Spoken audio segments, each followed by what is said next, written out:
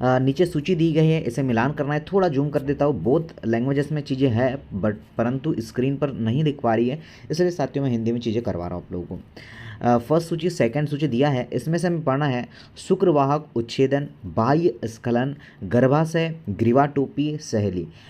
आपको जो है सही जोड़ी मिलान करना है, तो चलिएगा मिलान करते हैं। क्या होगा फर्स्ट का शुक्रवाहक उच्छेदक की अगर बात करते हैं तो शल्य क्रिया विधि। सेकेंड बाह्य स्खलन की बात करते हैं तो ये है साथियों प्राकृतिक विधि। गर्भाशय ग्रीवा की अगर मैं बात करूँगा तो रोध विधि।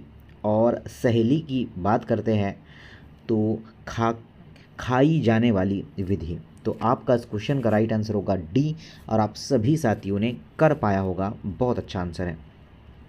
फिर से एक वैसा ही क्वेश्चन है, देखते हैं क्या है। एक तरफ दिया है कोशिकाएं और उसका स्त्रावन कहाँ कहाँ से कोशिका विभाजित हो रही है। पेप्टिक कोशिकाएं, कलश कोशिकाएं, ऑक्सीटिन कोशिकाएं, हेपेटिक कोशिकाएं। पेप्टिक कोशिकाएं की अगर मैं बात करता हूँ तो ये हो जाएगा आपका प्रक एंजाइम पेप्सिनोजेन।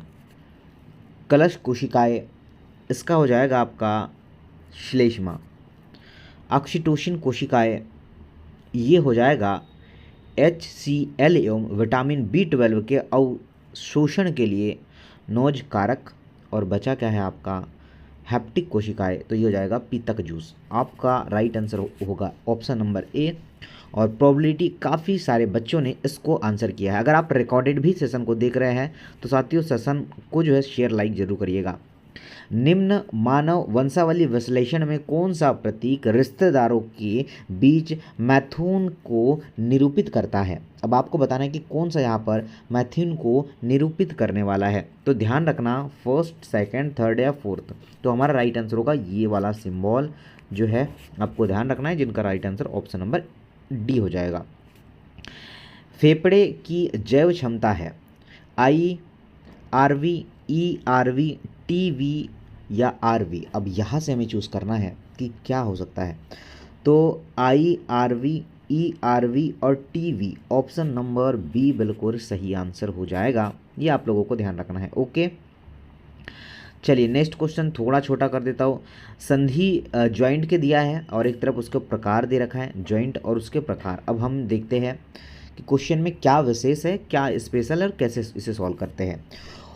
आपको जो है 2025 आप लोग दे रहे हैं, तो आपको जो है कथन निष्कर्ष और सही जोड़ी दोनों ही क्वेश्चन अच्छे से मिलेंगे, और वो आपके प्लस पॉइंट है, आपके लिए नेगेटिव नहीं है साथियों, प्लस पॉइंट है। अगर यहाँ से आपसे एक भी आंसर बनेगा, फर्स्ट सेकंड थर्ड फोर्थ, एक भी ऑप्शन आप लोग सही करते हैं तो आप पूरा का पूरा मार्क्स आप लोग ग्रैब कर लेंगे। ठीक है, तो ये तो आपके लिए बहुत अच्छा है।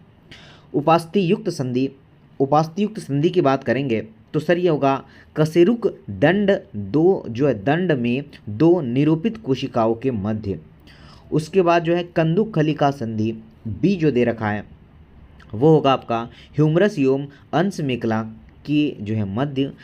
रेशीय संधि की अगर बात करते हैं तो ये हो जाएगा चपटी कपाल अस्थियों के मध्य। और बचा क्या है संडल संधि, तो बचा है थर्ड वाला अंगूठे के कॉर्पल्स और मेटाकॉर्पल्स के मध्य।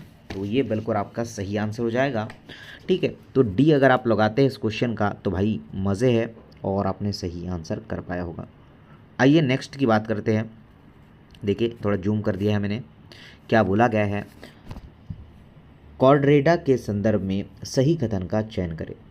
मध्य पृष्ठीय ठोस एवं दोहरी तंत्रिका रज्जु की उपस्थिति, बंद परिसंचरण तंत्र की उपस्थिति, ग्रसनी में युक्ति क्लोम छिद्र की उपस्थिति, पृष्ठ हृदय की उपस्थिति, त्रिकोणिक कुट गुही प्रणाली। क्या होगा, तो यहाँ पर जो सही होगा बी और साथ में सी। तो ये आपका सही आंसर होगा बंद परितंत्रण की उपस्थिति और ग्रसनी में युक्त क्लोम छिद्र की उपस्थिति। इसका भी राइट आंसर हो जाएगा डी। आइए क्वेश्चन पढ़िएगा। निम्नलिखित में से कौन से कथन सही है, हमें नोट करके बताना है। ओके, चलिए। शरीर में अत्यधिक शारीरिक द्रव का हास पराशरण ग्राहियों को बंद कर देता है, गलत बात। ADH मूत्र जो है मूत्रलता को रोकने के लिए जल के पुनराशोषण को सुगम करता है। सही बात है। ए एन एफ वाहिका विस्तारण करता है, बिल्कुल सही। ए डी जो है ए डी एच रक्त दाब को बढ़ोतरी करता है, बिल्कुल सही। A D H G F R की कमी के लिए उत्तरदायी नहीं, तो आपका बी सी और डी सही है। अब देखते हैं बी सी और डी आपको नज़र आएगा ऑप्शन नंबर डी में, तो ये आपका सही आंसर है। आइए साथियों नेक्स्ट क्वेश्चन की चर्चा करते हैं। क्या बोला गया है कि तिलचट्टे में उत्सर्जन के द्वारा मतलब किसके द्वारा उत्सर्जन होता है? फ्लेविक ग्रंथि के द्वारा होता है, यूरोक्स ग्रंथि, नेफ्रोसाइट्स, वसापिड, संश्लेष ग्रंथि। क्या होगा सही आंसर, जरा नोट करिएगा। तो साथियों आपका राइट आंसर है यूरोकोस ग्रंथि।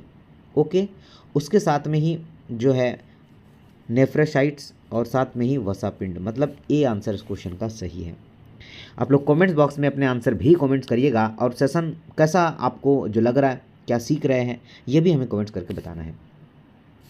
कोशिका चक्र की जी0 अवस्था में कोशिका उपचायी रूप से निष्क्रिय होती है। सेंट्रोसोम अंतरावस्था की एस प्रावस्था से द्विगुण करता है।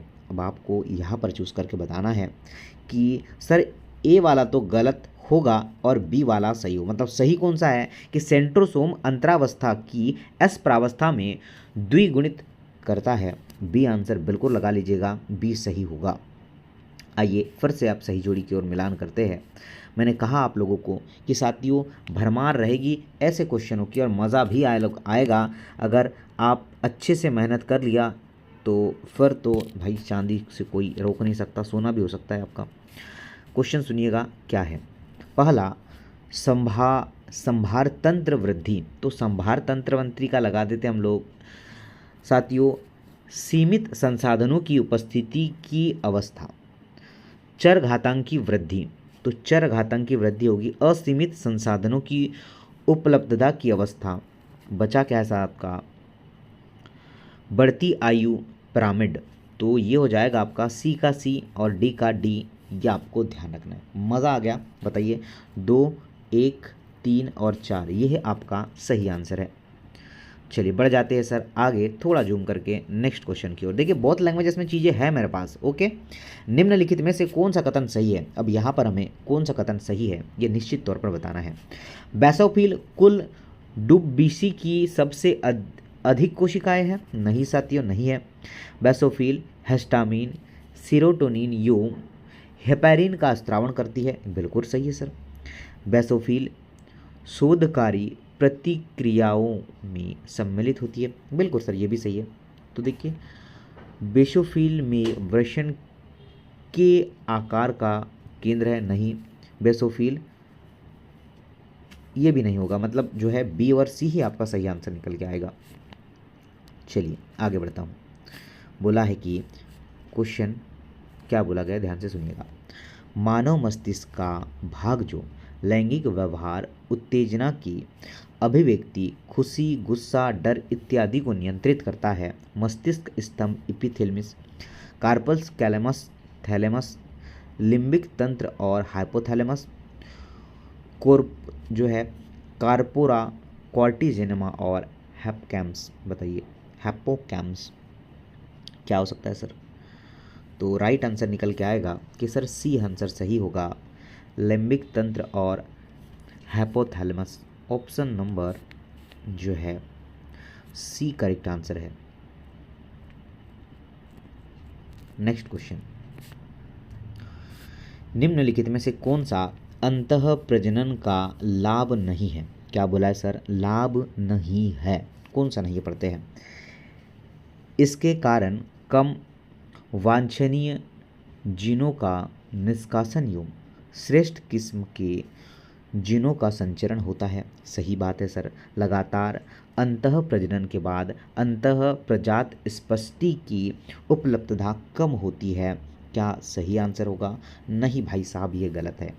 यह समयुक्ता को कम करता है, सही है। यह हानिप्रद अप्रभावी जीनों को जो है उभासित करता है, जो कि यह चयन द्वारा निष्कासित किए जाते हैं। ये भी सही है। आगे बढ़ते हैं।